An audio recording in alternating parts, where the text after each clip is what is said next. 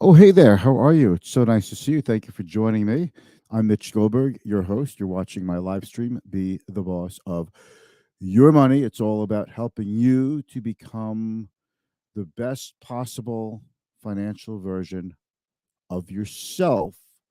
And what we strive to do is to put the personal back into personal finance. So thank you for joining me. Getting started a little late today, but it's been a big day, a special day. We had a new, if you haven't heard, and if you don't follow me on social media, please do. We hired a new financial advisor today, and we're very excited about it. His name is Bobby Bird. I've known him for a couple of years. More importantly, we have a lot of the same friends who've known him for a lot longer than me. And uh, as we've gotten to know each other, we just find ourselves becoming closer and closer as friends. I like him professionally. I like what he does in the world of charity, uh, how he conducts himself. He's just a solid guy. So he wanted to go to a new firm, and I am extraordinarily humbled and proud that he chose to go with client first strategy. So it was a big day. And if you don't follow me on social media, here I am on all of these: Instagram, YouTube, LinkedIn, Facebook, and Twitter. Um, I think that's enough. I know there are other places to be on social media, but this is enough for me. So we're getting started a little bit late today. It's just been a really good day, though. Another good day in the market. So the stock market is up 4 days in a row. This is the first 4 day rally that we've seen in over 2 months. It was starting to feel like we would never see another 4 day rally for at least for a very long time. But that's the thing about the stock market. The stock market has a way of confounding you, of tricking you. The stock market has a way of getting you into a mindset of sameness. Okay. Think about that. When we have a bad market, a bear market, you start to get into a mindset of extrapolating the current bad news or good news forward. And the more that happens, the more confident you become in your belief that whatever validation the stock market is giving you, you believe in it more. It validates you. So that's what the stock market does to you. And I think that's why it throws people off all the time. That's what makes it tricky, right? I know when I say tricky, I'm supposed to do this. Okay, it's tricky. Here we go. It's tricky. It's tricky.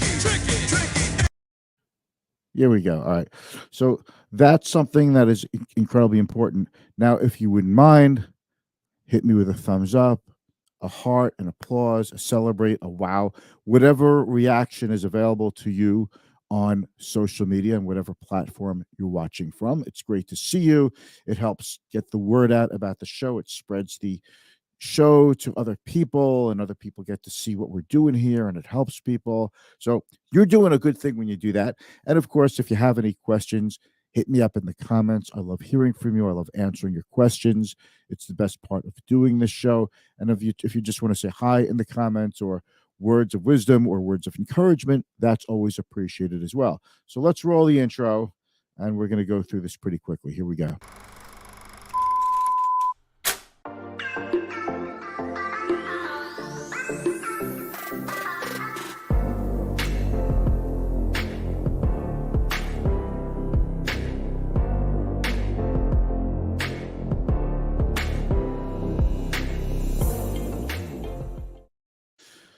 All right. Thank you so much for joining me. And we're going to talk about a couple of things. So, just a quick note about the market. The stock market has a way of throwing people off because whatever it's doing, people come to expect. And then they extrapolate. It's a bad market. They expect a bad market going forward.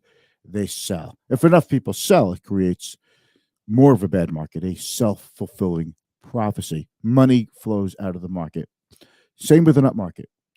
Um, and if it goes up a bit, people start to get bullish and they start to expect the market to go up. And then the market goes a little bit more, and it validates their bullishness, their positive feeling about the stock market. They put more money into the market until it doesn't work. And then we could get into something called a contrarian. A contrarian, And a lot of people get this mixed up. A contrarian is not just somebody who does the opposite of what the market's doing. Well, if everybody's buying, I should be selling. When people give me that kind of definition of a contrarian, they come off like a complete idiot. It's like, well, whenever if everybody's selling, then I should be buying. No, there are trends, the selling, the buying, these things. It's not just a matter of a day, oh, it's a good day, we should sell. If you're just going to sell every time it's a good day because the market's going up, so you should go against the grain and be a contrarian, what are you going to do every time the market has an up day? You're going to sell, and every time the market has a down day, you're going to buy and just going to buy and sell and take your money out of the market, in the market, out of the market. It's a recipe for spinning your wheels and getting nowhere and probably hurting yourself pretty badly over time. So just because the market's up doesn't mean you sell. And a real contrarian doesn't necessarily,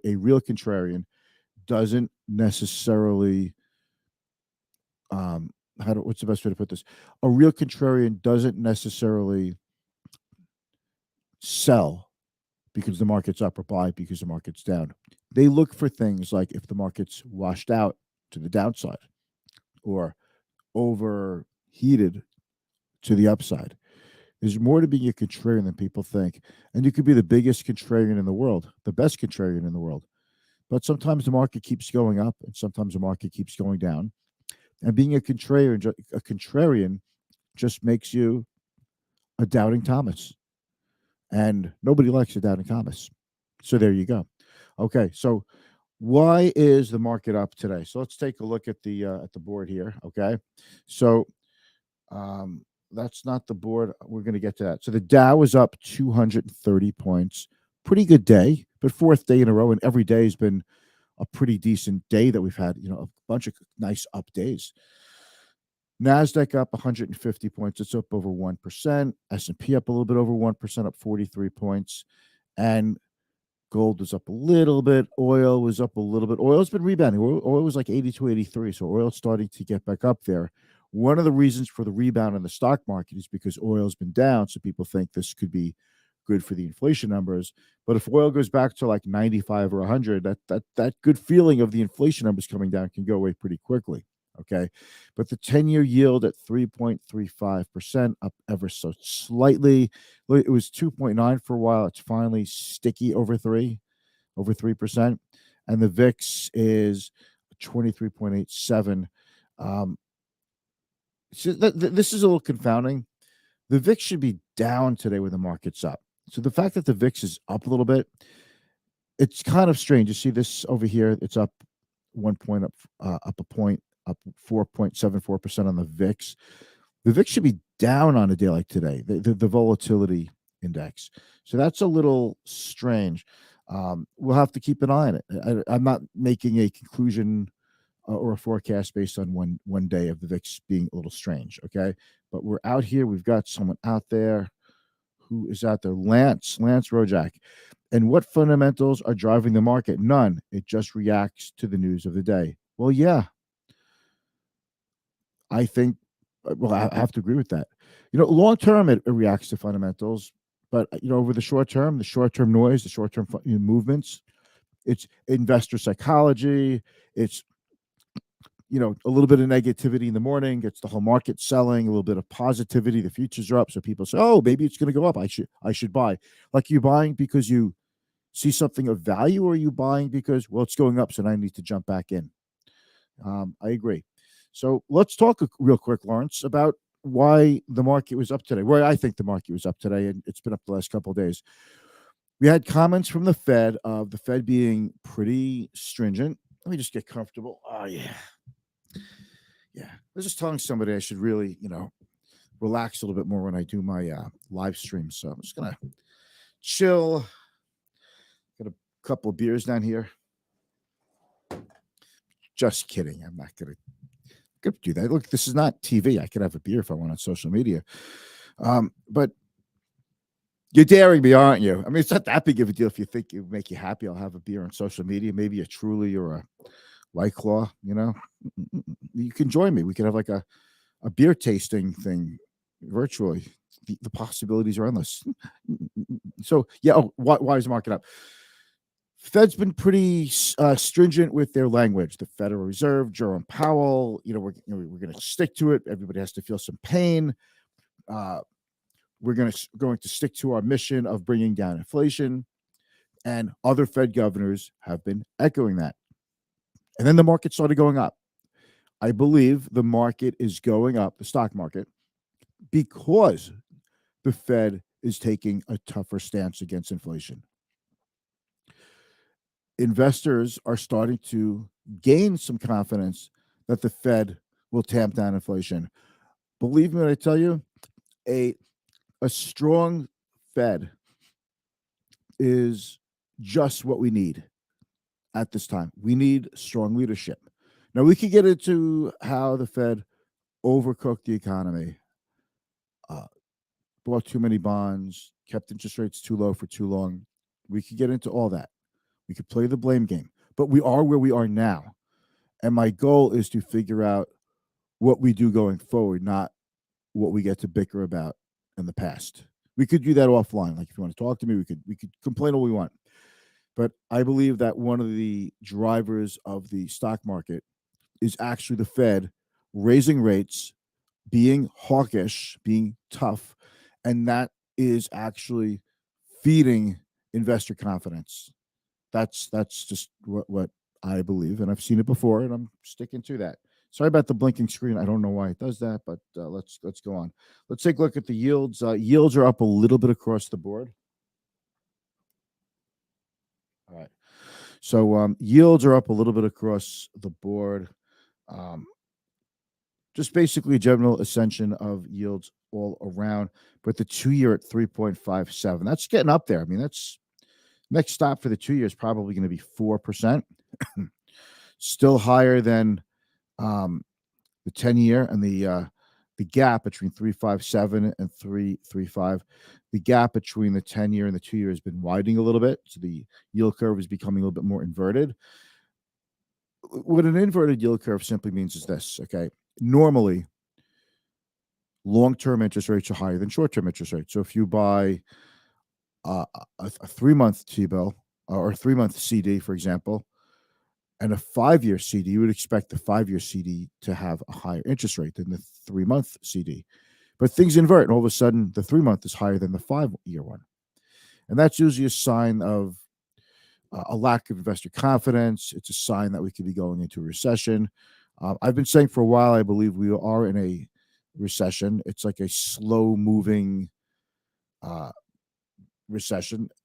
It could get worse. It could get better. We don't know, and I'm not saying you should make all of your investment decisions for the rest of your life based on what we're talking about right now. It involves a lot more than that, okay? But anyway, so that's the deal with interest rates and looking at stocks. Like I'll show you like all the stocks that I look at. Like industrials, had a strong day today. Almost everything was up. Lockheed Martin was off, and Northrop Grumman was off. So there are two things that are down. Yeah, but everything else is pretty much up in industrials. Those two are defense contractors, Northrop and Lockheed Martin. And why are they down a little bit? They're down a little bit because of good news on the battlefield in Ukraine.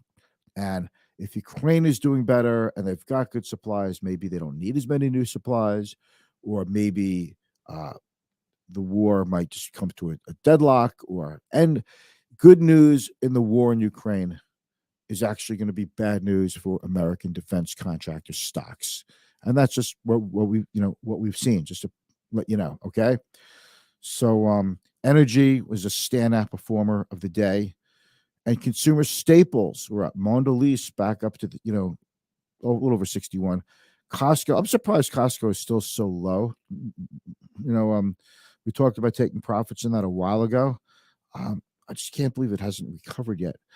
So that's just Costco. Not a recommendation here. I'm just saying that it's come off a long way, and that is such a great company. That's all. Okay, don't read over too much into this. Okay, drug stocks had an okay day. Bristol Myers is a standout winner there. Ionis was up, but it's not like a major drug company. So healthcare had a pretty good day. Moderna was off a little bit. Financials had a very good day today. Financials are considered cheap by a lot of financial metrics. They're considered very, very cheap stocks. Okay. Technology, another area that's actually now considered cheap with a lot of metrics. Apple up to over $6. New iPhones and AirPods and all kinds of good stuff. I'm looking forward to checking out some of these new toys. And Adobe was up. So a good day for tech. Good day, okay day for materials. More good than bad. Good day for some communication stocks. International was pretty good. Utilities were good. Consumer discretion was very good. Deckers had a really good day. Um, Starbucks was up a little bit. One of their stores just voted to unionize one of the stores in Long Island, but stock is up. Amazon creeping back up from like 110. It's 136. I don't know if you guys are seeing that. It's going up ever so slowly. Before you know it, it's up a lot. What? When I looked at is DocuSign. So DocuSign has gotten pounded. We all use DocuSign, and I thought personally, I actually made a video about this. I thought of all of the pandemic stocks. I'm telling you what I'm wrong about. Say I don't just talk about my things I'm right about, right? Talk about things I'm wrong about. And if you look at all of your pandemic stocks from Peloton, Disaster, we talked about the name. I should have them all at the tip of my tongue. But Roku, DoorDash, stocks we talk about a lot here. I would have thought DocuSign would have held up much better than it did. DocuSign stock got absolutely mauled, crushed. And the reason I thought it would hold up so well is because unlike other pandemic stocks, you might not use Roku as much. You might not use DoorDash as much, except tell my kids that, right? But once you use DocuSign, you never want to go back. Once you use DocuSign, you want to use it forever. It's that good. It's just the greatest thing since sliced bread. It's like the greatest thing since like the invention of email. And before you go, email, what's so great about email? Believe me, if you couldn't use email, you would miss it. But anyway, that stock got crushed too. But they just came out with an earnings beat, and they gave a positive forecast better than the street expected going forward. So maybe the stock was up a lot, relaxes a little bit. But if I had to pick something that was an oversold stock that's all of a sudden in better financial shape, that was written off for dead. I was talking to somebody about this the other day. That scenario fits the bill because it's a washed out stock, improving fundamentals, and fundamentals that are better than investors expected, positive earning surprises. So that is a very attractive thing, and just happened to the DocuSign exemplify that, and that's why it went up, and that helped lead a lot of other technology stocks. I'm just saying that's why it just helped lead other technology stocks higher, because I'm here to give you the reasons and the insights behind market moves so that you can be better with your investing, better with your money, potentially better. Man, I'm just like tripping all over my little disclaimers. Oh, by the way, did you know? Have you heard this? Seriously, this is like a big deal. You can't invest directly in an index, but you could invest in a security that tracks or mimics an index. Did you ever hear me say that before? Like a million times, right? So just have to get that disclaimer out of there. And Rita says hi. Hi, Rita. So nice of you to say hi. I really appreciate that. Always a pleasure. And we got a heart from Doynell. Thank you, Doynell. So that's really about it. I think we're going to, hang up the cleats for the day. I'm going to end the broadcast and let you guys go. And I'm going to do a couple follow-up calls and end my day as well. Have a great day, everybody. Thank you so much for joining me.